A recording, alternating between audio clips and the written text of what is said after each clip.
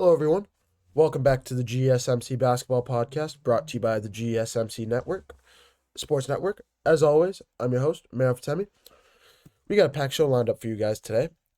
Just off the top of the show, if you guys don't like NBA playoff basketball, that's going to be a common theme on this podcast. So we are all locked in. NBA playoffs right around the corner. This past weekend being the last weekend of the NBA regular season. We got a packed show across both conferences, looking at both conferences, looking at a battle of the play-in tournament last night between the Warriors and the Clippers, um, as well as looking at the Golden State Warriors and seeing how deep of a playoff run they can go on in this year's standings as they're sitting in the 7th seed in a play-in tournament spot. As always, we got a packed show for you guys today, but before we get started, I'd like to remind you guys to please like and follow the show for more GSMC Sports Network content. Also, we get a number of questions from viewers that come in during the show. So to ensure that your question gets read on air, ask that you use the tips and donations link at gsmcpodcast.net for your questions. This puts your question at the top of the list so that I see it. It also really helps out the show. Again, the link is gsmcpodcast.net for your questions and comments. But getting right into it here, like I mentioned at the top of the show, this is going to be a very playoff seeding overall looked at in general podcast. We're going to be looking at both conferences, but of course, it wouldn't be right if we didn't start with the game of the weekend, possibly one of the games of the year in the Clippers and the Warriors last night. Two of the hottest teams in the NBA right now with the Clippers and the Warriors. Obviously, James Harden and Kawhi Leonard. Kawhi Leonard finally being healthy for the last month and a half or so for the Clippers. And on the other side for the Warriors with Steph Curry and Jimmy Butler. There were 23 lead changes in this game overall, in a game that needed more than 48 minutes to decide the end result. The Clippers ending up pulling this game out 124 to 119. And like I mentioned, it was all about the top two duos in this, and for both teams. Steph Curry going off for 18 points in the fourth quarter, hitting timely threes, going 5 for 5 from the field. Jimmy Butler pouring in an extra 30 points. We're going to get into more of his performance and what we expect from him come playoff time. But this was more about the Clippers than anything.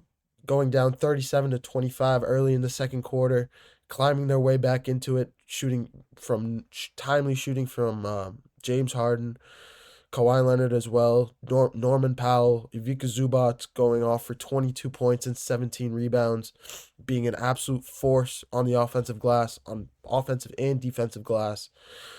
He was a force all night long. He was a force. James Harden finishing with 39 points, Kawhi with 33.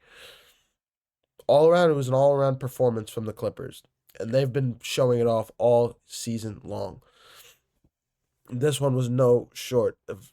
It was just another example. They're on a 9-game win streak as well at the moment, playing phenomenal basketball on both sides, with Ty Lue scheming them up to be successful on both sides of the basketball.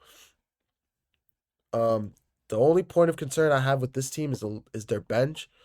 But we're going to get into that and everything with this team in the later segments when we look at their upcoming playoff matchup with the Denver Nuggets. But switching gears to the other side with the Golden State Warriors again.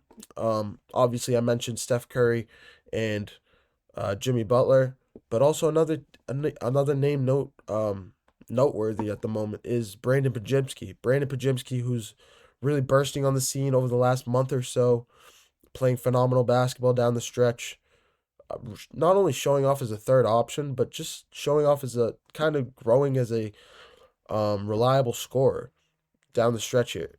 We obviously saw it with the Lakers a couple weeks back when he went off for 28 points.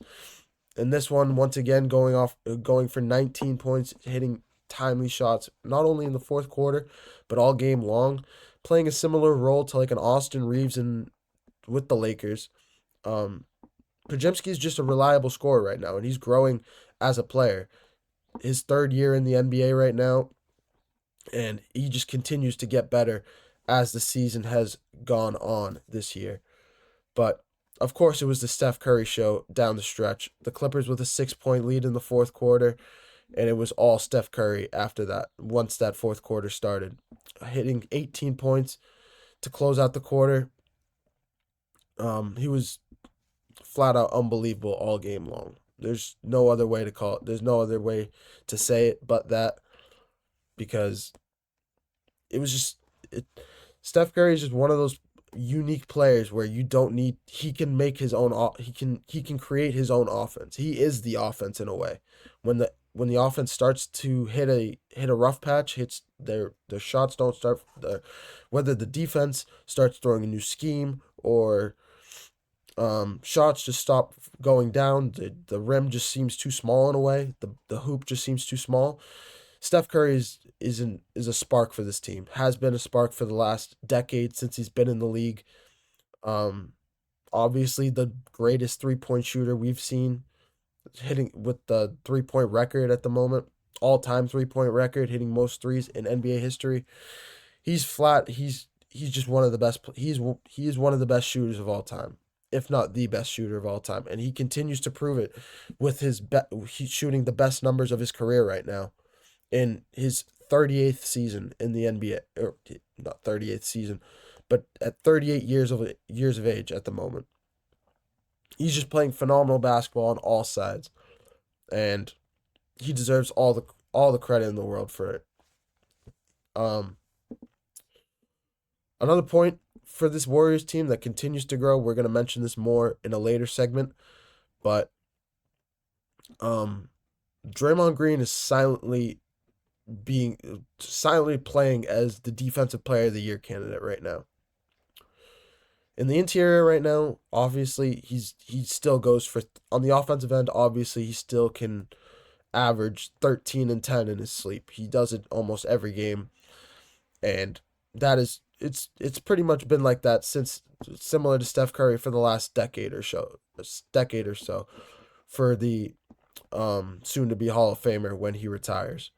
But um Draymond Green has played unbelievably from the interior, defending the 4 and 5 positions, specifically the 4. Obviously, the players in the center positions like a Zubats, and Anthony Davis, even a Jackson Hayes. Players with height are difficult for him to guard. Obviously, it's pretty much anyone, but for a player at 6'7", 6'8", 6'8" height, um, he can 6'8" or less. He can match up with any of them, 3, 4.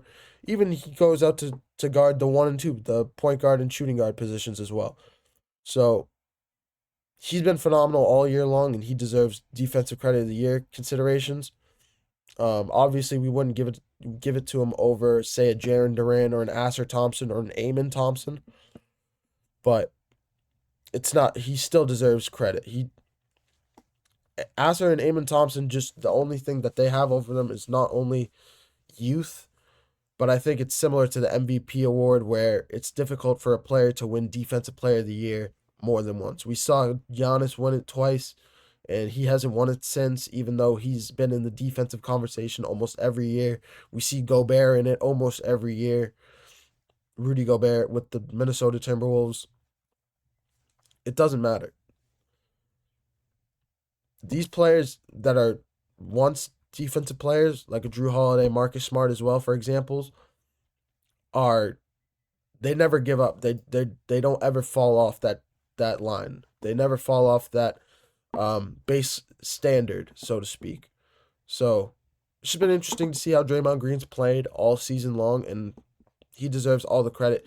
The one thing that I have heard mentioned about this team, that we'll also get into a little bit later when we discuss more about the Warriors, as they look to decide their first playoff matchup, as they're in the play-in tournament in the 7th spot right now, is, honestly, imagine, I'm just going to say this hypothetically, but imagine if Draymond Green could shoot the 3 better in a similar way, say like a Kristaps Porzingis or a Karl Anthony Towns or a Joel Embiid, so to speak. Even a Giannis Antetokounmpo could shoot the 3-point ball.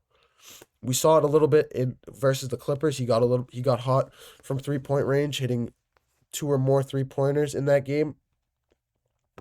But he deserves, if he could shoot the three the way we know those guys like I mentioned can shoot the three. I don't even know. Draymond Green could be unbelievable. This Warriors team could be borderline unstoppable if that was so. I just looked it up. Draymond Green with 4 3-pointers, shooting 4 for 6 from 3-point range in the game versus the Clippers. This is the only time I've seen him have less than 7 rebounds in a game. It's very rare to see, but Zubats had 17 rebounds. So when you see a rebounding disparity like that in a game, obviously the rebounder for the other team is not playing as well, so to speak. But I'm going to take a short break. When we get back, we're going to take a look at the Eastern Conference playoffs, some of the most intriguing Eastern Conference playoffs matchups, specifically with the Knicks and the Pistons in the first round, as well as the Pacers and the Bucks. We're going to take a look at both of those series, give a little bit of a preview, and it's a little bit of an early preview because these series don't start until Saturday, but we're gonna take a look at both of those series. I'm gonna take a short break, and when I come back, we're gonna take a look at that.